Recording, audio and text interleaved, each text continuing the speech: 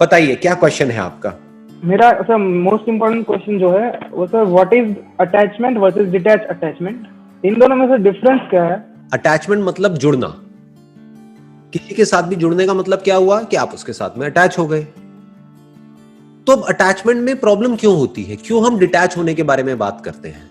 Detachment मतलब आप उससे अलग हो गए। तो या तो आप किसी के साथ हो सकते हैं या अलग हो सकते हैं, या तो आप किसी से जुड़े हुए हो तो पूरी तरह से जुड़े हुए हो, जैसे एक माँ अपने बच्चे से जुड़ी हुई है, तो जब जुड़ी हुई है तो पूरी तरह से जुड़ी हुई है ना। वहां पे डिटैचमेंट कहां से बीच में आ गया? डिटैचमेंट का कॉन्सेप्ट कहां से बीच में आ गया? और डिटैचमेंट की जरूरत क्या है? Attachment means love. आप उसी से जुड़ते हो जिससे कि आपको प्यार होता है। अब प्रॉब्लम क्या होती है, इस अटैचमेंट में हम सेल्फ सेंट्रिक हो जाते हैं। मतलब आप ये कह सकते हो कि ये attachment is out of my own insecurities, my own fear, my own complexities, कि मैं आपके साथ में जुड़ रहा हूं अपने फायदे के लिए। बट अगर ये अटैचमेंट है out of care, out of love, out of compassion, इसलिए हम जुड़े हैं कि मेरे को अपनी परवाह नहीं है कि मेरे साथ में क्या होगा। जैसे एक मां को यह परवाह नहीं होती कि मेरी नींद पूरी होगी या नहीं होगी, उसको यह परवाह होती है कि मेरा बच्चा रो रहा है, तो मुझे अपने बच्चे के लिए चाहे पूरी रात जागना पड़े कोई दिक्कत नहीं है, मेरे बच्चे को कोई तकलीफ नहीं होनी चाहिए, राइट? बट अब वहां पर भी कई बार मिलावट हो जाती है। मिलावट क्या हो जाती है कि माँ उस बच्चे से बहुत ज्यादा बदले में एक्सपेक्ट करने लग जाती है। ये उस माँ के दुख की जड़ है। बट सर एक थिन लाइन है ना, सेल्फिश होने में और लव में, मतलब एक थिन लाइन हो गई ना सर। बिल्कुल ठीक बात है, मतलब एक बहुत ही थिन लाइन है। ऊपर ऊपर से देखने में हर कोई प्रिटेंड करेगा कि वो आपका वेल विशर है। Yes exactly. अब चाहे मैं हूं चाहे कोई भी है मेरी जगह, यहां पर अभी हम ऑनलाइन इंटरेक्ट कर रहे हैं, कोई और भी हो सकता है आप उससे ऑनलाइन इंटरेक्ट कर रहे हैं, हो सकता है वो शो करे कि आपका वेल विशर है, लेकिन अंदर ही अंदर उसके दिमाग में ये चल रहा होगा कि बात के एंड में किस तरीके से मेरा ये जो प्रोडक्ट है, ये जो मेरी सर्विस है वो आपको बेचूं और आपसे पैसे निकलवाऊं, आप बर्बाद होते हो जाओ। उसका इंटरेस्ट है कि किस तरीके से मैं अपना फायदा निकाल लूं। बहुत सारे दोस्त भी ऐसे ही होते हैं, नाम के दोस्त होते हैं, लेकिन एक्चुअल में उनका अपना मतलब होता है। इसमें क्वेश्चन है sir, so does attachment always comes with expectation? Not at all. देखो, attachment born out of the selfish interest is always out of expectations. Exactly. Okay. अगर मैं एक एग्जांपल ले लेता हूं, मैं I am the father of 2 kids, right?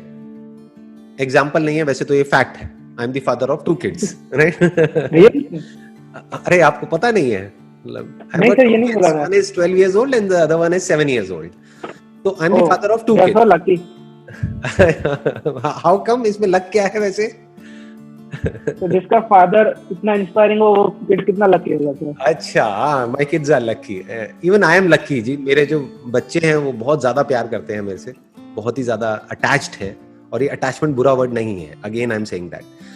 But अगर मैं अपनी सारी एक्सपेक्टेशंस अपने बच्चों पे लाद दूं कि देखो मैंने तुम्हें इतना प्यार किया, अब बदले में तुम्हें भी मेरे लिए ये करना पड़ेगा, तो वो प्यार व्यार नहीं है, वो सौदा है। Yes, exactly. समझ गए? मैंने तुम्हारे लिए किया, तुम मेरे लिए करो, इट्स अ डील। राइट, वो it's a deal, it's a business.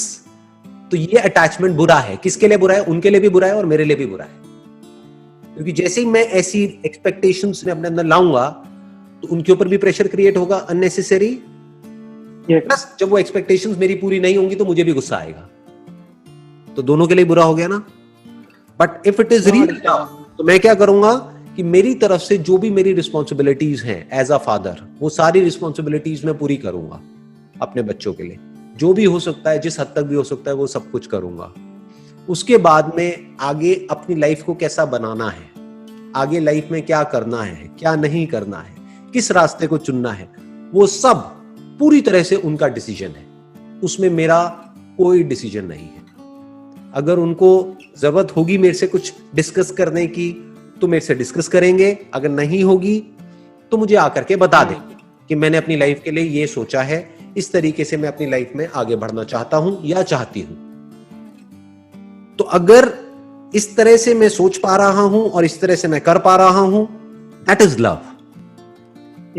But अगर मैं अपनी ख्वाहिशें, अपने सपने, अपना इंटरेस्ट उनके थ्रू पूरा करवा रहा हूं, तो मैं अपने बच्चों को यूज कर रहा हूं अपना मोटिव पूरा करने के लिए।